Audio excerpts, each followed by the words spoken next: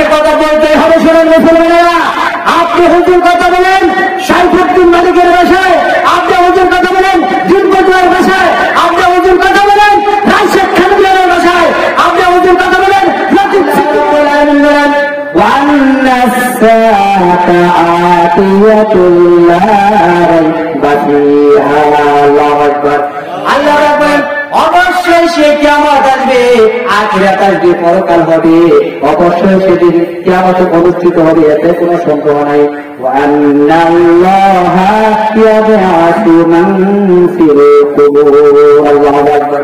আসল কথা হলো কিয়ামতের দিন আমার আল্লাহ রাব্বুল আলামিন বলেন সেদিন অবস্থায় হয়ে যাবে অন্তর্গলিত কবরের ভিতরে যা কিছু তোমরা রেখেছ সেই অন্তর্গলিত কবর থেকে সব কিছু উত্তোলন করা হবে। আজকে আমার বন্ধুগণ যাদেরকে গুম করা হচ্ছে লাশও পাওয়া যাচ্ছে না, কোন ঝাড়ের নিচে ফেলে দিয়েছ, কোন বীরের ভিতর গিরে দিয়েছ, কোন সাগরে ফেলে দিয়েছ, আল্লাহ পাক বলেন সেদিন সাগর থেকে লাশগুলো উত্তোলন হয়ে যাবে। সেদিন আল্লাহর কাছে ফরিয়াদ করবে, রব্বুল আলামিন কোন অপরাধে আমাদেরকে হত্যা করেছিল, আজকে তুমি বিচার করো। আমার বন্ধুগণ আল্লাহ রাব্বুল আলামিন বলেন এই কাফের বেঈমানরা অস্বীকার করেছে কোরআনুল কারীমকে, অস্বীকার করেছে আখিরাতকে। আমার ভাইরা সেদিন অবস্থা এই হয়ে যাবে কাফের বেঈমান যারা আল্লাহ পাকের সাথে ঠাট্টা বিদ্রোহ যারা করেছিল, আল্লাহ পাক বলেছেন ইয়া আইয়ুহান নাস ইন কুনতুম ফি রাইবিন মিনাল বা'থ ফাইন্না খালাকনাকুম মিন তুরাব। হে মানব, কিভাবে আমি আল্লাহকে অস্বীকার করো? কেমন অস্বীকার করলে আমাকে, আমার পরিবার কেমন অস্বীকার করলে তোমরা? তুমি লক্ষ্য করে দেখো তোমার সৃষ্টির পূর্বে তুমি কোনো কিছুই ছিলে না, তোমাকে কোনো অনুপরিমাণও তুমি ছিলে না, তুমি ছিলে মাত্র বীজের ফোঁটা, সামান্য শুক্রাণু থেকে আমি আল্লাহ পাক তোমাদেরকে সৃষ্টি করলাম, অথচ তোমরা আমাকে অস্বীকার করলে কোন কারণে? আমার বন্ধুগণ আল্লাহ বলেন আলাম ইয়াকুন তুফাতাম মিন মানিয়্যিন, তুমি কি মাতৃত্বে গর্ভের ভিতরে সামান্য নিক্ষিপ্ত করা বীজ পাঠিয়েছিলে না? মায়ের পেটের ভিতরে ডিম্বাণুর সঙ্গে সামান্য শুক্রাণু যখন মিশ্রিত হয়ে গেল, আল্লাহ পাক বলেন সেই শুক্রাণু থেকে আমি আল্লাহ পাক তোমাদেরকে সৃষ্টি করলাম। কিভাবে সৃষ্টি করছি লক্ষ্য করো। সুম্মা কানা খালাকাতান ফাখালাকা ফাখালাকা ফাসাওয়া। আল্লাহ বলেন আমি তোমাকে কিভাবে সৃষ্টি করলাম লক্ষ্য করো, মাত্র তুমি এই শুক্রাণু থেকে তোমাকে সৃষ্টি করা হয়েছে। ফাজআলা মিনহু যাওজাইনি যাকারা ওয়াল উনসা।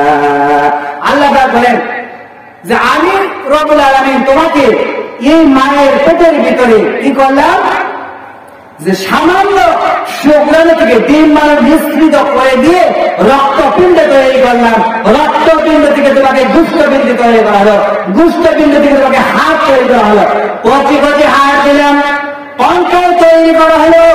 এরপর আল্লাহ বলেন ফাকাসাওনাল ইযামা লাহমা, আমি আল্লাহ তাআলা রক্ত দিলাম, গোশত দিয়ে রক রেশা দিয়ে সুবিধি করলাম। এরপর কি করলাম আল্লাহ পাক বলেন কত সুন্দর, ফাজআলা মিনহু যাওজাইনি যাকারা ওয়াল উনসা, আমি মায়ের পেটের ভিতরে কন্যা সন্তান অথবা পুত্র সন্তান তোমাকে রূপান্তরিত করলাম। তোমার সৃষ্টির পূর্বে তুমি কিছুই ছিল না, তোমার নামও ছিল না, অস্তিত্বও ছিল না। আমার বন্ধুগণ বিজ্ঞানসম্মত কথা হলো আল্লাহ রাসূল বলেছেন মানুষ সৃষ্টির পূর্বে কিছুই ছিল না, সব ছিল মৃত। সুবহানাল্লাহ। বিজ্ঞান কিছুদিন পূর্বে কথা বলে দিয়েছে মানুষ, সমস্ত মানুষ সৃষ্টির পূর্বে সব ছিল মৃত। সুবহানাল্লাহ। আমি আল্লাহ তাআলা সামান্য নাবাক পানি থেকে পিতার পৃষ্ঠদেশ থেকে এক ফোঁটা পানি যখন বাহির হয়ে যায়, গোসল খরচ হয় কিনা হয় না, গোসল খরচ হয়ে যায়, সেই নাবাক পানি থেকে আমি আল্লাহ পাক তোমাকে সৃষ্টি করেছি, তুমি কিভাবে আমি আল্লাহ পাককে অস্বীকার করলে? আমার ভাইয়েরা আল্লাহ রাব্বুল আলামিন বলেন আলাইসা যালিকা বিকাদিরিন আলা আন ইউহইয়াল মাউতা, সে আল্লাহর পক্ষে কি সম্ভব না যে তোমাকে মৃত্যুর উপরে আমি আল্লাহ তাআলা আবার জিন্দা করতে পারবো? বলেন জিন্দা করতে পারবো না? অবশ্যই জিন্দা হইতো মায়ের পেটের ভিতরে সামান্য বিক্ষিপ্ত করে বানিয়েছে। আজকে তুমি আল্লাহকে কিভাবে অস্বীকার করো? আমার নিয়ামত খাচ্ছ, আমার দেওয়া গরুর গোশত খাচ্ছ, আমার দেওয়া গাভীর দুধ খাচ্ছ, আমার দেওয়া ফল ফলাতি খাচ্ছ, সকল কিছু খাওয়ার পরে আমি আল্লাহকে কেমন অস্বীকার করলে তোমরা?